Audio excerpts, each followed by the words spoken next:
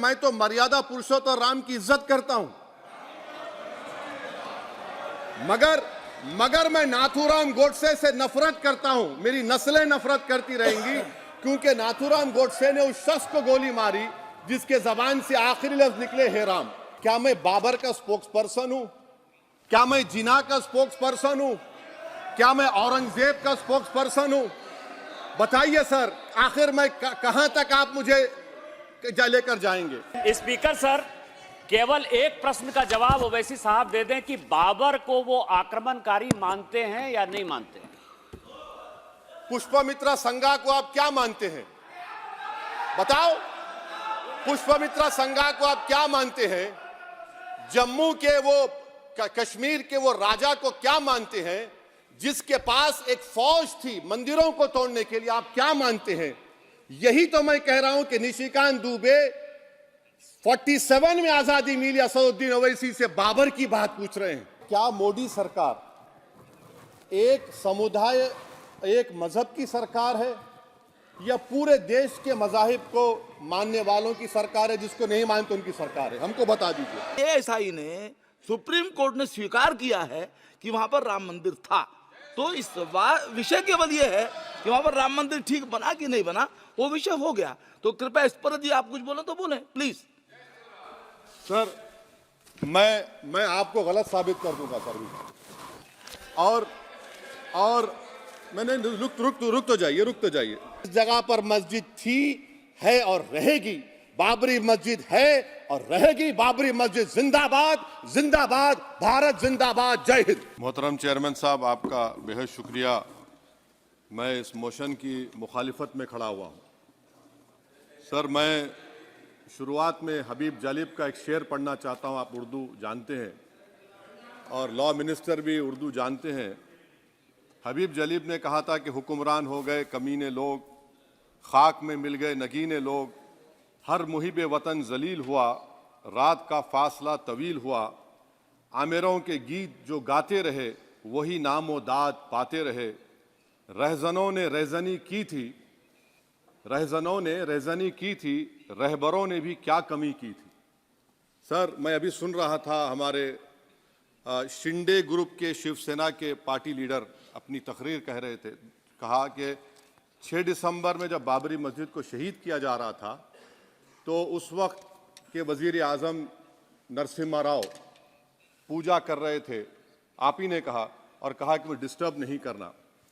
तो ये बड़ा अजीब मौका है कि बीजेपी की ताईदी पार्टी ये कह रही है कि नरसिम्हा राव ने कहा कि मुझे डिस्टर्ब मत करो, मैं पूजा कर रहा हूं, और जिसने रथ यात्रा निकाला, इन दोनों को मोदी सरकार ने इस मुल्क का सबसे बड़ा सिविलियन अवार्ड दे दिया, सबसे बड़ा सिविलियन अवार्ड दे दिया। तो ये बताता है कि इंसाफ जिंदा है या जुल्म को बरकरार रखा जा रहा है। तीसरी बात यह है कि सर, इस ऐवान में सियासी पार्टियां आएंगी, चले जाएंगी। आप आए, मैं आया, हम भी चले जाएंगे। मैं इस जमीन की गिजा बन जाऊंगा, ये ऐवान तो बाकी रहेगा। मगर सर, मैं ताजुब कर रहा हूं कि लोकसभा मुख्तलिफ आवाजों में कैसे बोल सकता है। लोकसभा तो एक ही आवाज में बोलना चाहिए, और लोकसभा भी भारत के संविधान आइन के बेसिक स्ट्रक्चर का ताबे है। और सर, ये इसलिए कह रहा हूं कि 16 दिसंबर को ये ले कर देता हूं। 16 दिसंबर 1992 को इसी लोकसभा ने एक रेजोल्यूशन पास किया था। आप इजाजत दीजिए तो मैं पढ़ता हूं सर। दिस हाउस, अच्छा, ये गुलाम नबी उस वक्त के मिनिस्टर थे, आज नहीं है, उनका नाम नहीं लेना चाह रहा था।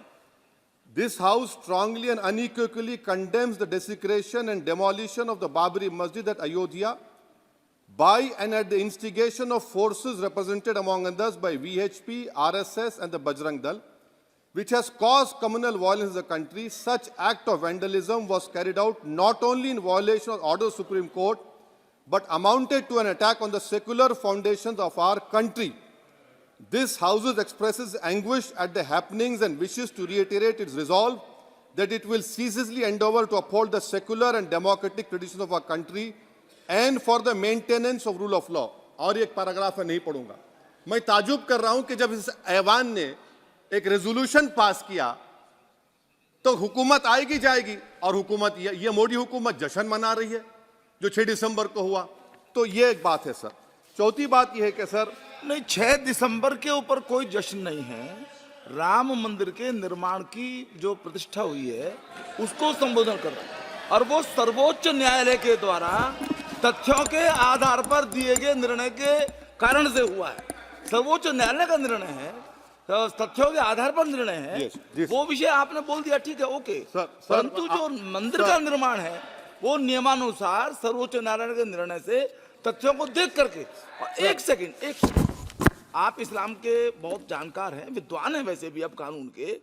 यदि किसी अन्य धर्म के स्थान पर मस्जिद बनाई जाए तो शायद उसको मान्य नहीं किया जाता। अभी एएसआई ने, सुप्रीम कोर्ट ने स्वीकार किया है कि वहां पर राम मंदिर था। तो इस विषय केवल यह है कि वहां पर राम मंदिर ठीक बना कि नहीं बना, वो विषय हो गया। तो कृपया इस पर यदि आप कुछ बोले तो बोलें प्लीज। सर मैं आपको गलत साबित कर दूंगा सर भी। और मैंने रुक तो जाइए बड़ी इज्जत के साथ सर, मैं आपकी बड़ी इज्जत करता हूं सर। आपको मैं कोट कर रहा हूं सुप्रीम कोर्ट का जजमेंट, पैराग्राफ 1222 रोमन 17, उसमें लिखा गया है the destruction of the mosque took place in breach of the order status को and the assurance given to this court, the destruction of the mosque and obliteration of Islamic structure was an egregious violation of the rule of law। egregious का मतलब जो छोटी मोटी अंग्रेजी में आती है वो क्रिमिनल एक्ट कहा। और सर आपने कहा था कि वहां पर मंदिर को तोड़कर बनाया गया। सर मैं आपके सामने ये तमाम चीजें लेकर दूंगा, सुप्रीम कोर्ट के जजमेंट के पैराग्राफ्स हैं जिसमें सुप्रीम कोर्ट ने एएसआई की रिपोर्ट को नकारा। उन्होंने कहा कि मंदिर को तोड़कर मस्जिद नहीं बनाई गई थी। सुप्रीम कोर्ट ने कहा, सुप्रीम कोर्ट ने कहा। अब और मैं रख दूंगा, आप पढ़ लीजिए। अच्छा सर मैं अपनी तकरीर पर आ जाता हूं सर। तो मैं अपनी बात कर देता हूं सर। तो मैं ये पूछना चाह रहा हूं कि क्या मोदी सरकार एक समुदाय, एक मजहब की सरकार है या पूरे देश के मजाहिब को मानने वालों की सरकार है? जिसको नहीं मानते उनकी सरकार है, हमको बता दीजिए। क्या मोदी सरकार सिर्फ एक फिक्र और नजरिया हिंदुत्व की सरकार है? क्या इस देश का, इस गवर्नमेंट ऑफ इंडिया का कोई मजहब है? इस वतन अजीज सबके मजहब को मानता है। सर मेरा मानना है कि इस देश का कोई मजहब नहीं है। क्या ये सरकार 22 जनवरी का पैगाम देकर यह बताना चाहती है कि एक मजहब को दूसरे मजहब के मानने वालों पर गलबा और कामयाबी मिली? क्या आइन इसकी इजाजत देता है? क्या ये पैगाम आप जब ऐवान से दे रहे हैं तो 17 करोड़ मुसलमानों को आप क्या पैगाम दे रहे हैं, ये मैं आप पर छोड़ता हूं। सर 49 में धोखा हुआ, 86 में धोखा हुआ, 92 में धोखा हुआ, 2019 और 22 में भी इस ऐवान के जरिए हमको धोखा दिया जा रहा है। और अफसोस के साथ कहना पड़ता है सर कि मुस्लिम अक़लियत को हमेशा ये कहा गया कि तुमको भारत के शहरी बरकरार रहने के लिए एक बहुत बड़ी कीमत तुमको चुकानी पड़ेगी, और हम पर इल्ज़ाम लगा दिया गया। सर क्या मैं बाबर का स्पोक्स पर्सन हूं? क्या मैं जिना का स्पोक्स पर्सन हूं? क्या मैं औरंगजेब का स्पोक्स पर्सन हूं? बताइए सर, आखिर मैं कहां तक आप मुझे लेकर जाएंगे? दूसरी बात यह है सर, दूसरी बात यह है कि फिर 6 दिसंबर के बाद देश में फसाद हुआ, नौजवानों को टाडा में डाला गया जो बूढ़े होकर निकले।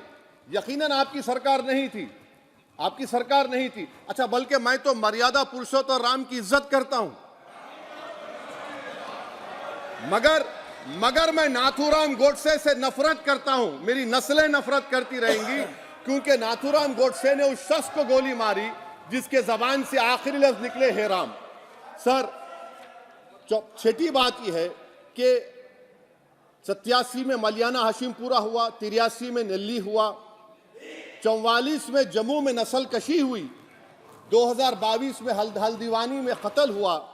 इतने धोखे सबसे बड़े किसको दिए गए? असदुद्दीन ओवैसी को दिए गए। मगर फिर भी मुझसे ही कहा जाता है कि वफादारी को तुम साबित करो अपनी ओवैसी। सर, आज भारत के 17 करोड़ मुसलमान अपने आप को अजनबी और एलिनेट महसूस कर रहे हैं। मैं बहुत बड़ी नाइंसाफी होती है सर, ये कोई तारीखी नाइंसाफी को इंसाफ नहीं किया जा रहा है। स्पीकर बल्कि सर, अंग्रेजी में स्पीकर सर, केवल एक प्रश्न का जवाब ओवैसी साहब दे दें कि बाबर को वो आक्रमणकारी मानते हैं या नहीं मानते? पुष्पमित्रा संघा को आप क्या मानते हैं? बताओ, पुष्पमित्रा संघा को आप क्या मानते हैं? जम्मू के वो कश्मीर के वो राजा को क्या मानते हैं जिसके पास एक फौज थी मंदिरों को तोड़ने के लिए? आप क्या मानते हैं? यही तो मैं कह रहा हूं कि निशिकांत दुबे 47 में आजादी मिली असदुद्दीन ओवैसी से बाबर की बात पूछ रहे हैं। तुम गांधी की बात पूछते, तुम बोस की बात पूछते, तुम जलियांवाला बाग की बात पूछते, तुम काला पानी में जो मुसलमान शहीद हो गए उनकी बात पूछते, मगर बाबर की बात पूछी जाती है। तो सर, मैं आपको बता रहा था, खामखा डिस्टर्ब किए सर, मुझे मेरा वक्त ले लिए निशिकांत दुबे। सर, मैं आपसे कह रहा था, मोदी हुकूमत ये पैगाम दे रही है भारत के मुसलमानों को कि जान बचाना है या इंसाफ चाहते हो। मैं कह रहा हूं, मैं भीख नहीं मांगूंगा, मैं इस नंगी तासुब को कबूल नहीं करूंगा, मैं दूसरे दर्जे के शहरी के मौक़िफ़ को कबूल नहीं करूंगा, मैं अपनी शनाख्त को नहीं मिटने दूंगा। अब मैं झूठी और दिल फरेब बातों पर हरगिज भरोसा नहीं करूंगा। मैं वो काम नहीं करूंगा जो बीजेपी और नाम निहाद सेकुलर पार्टियां चाहती हैं। मैं वो काम करूंगा जो आपको पसंद नहीं है, संविधान के दायरे में रहकर। सर, कंक्लूजन में मैं आपको बताना चाहता हूं कि आज इस देश को किसकी जरूरत है? इस देश को अयोध्या में, तारीख शायद नहीं पढ़ते होंगे, मौलाना अमीर अली कौन थे?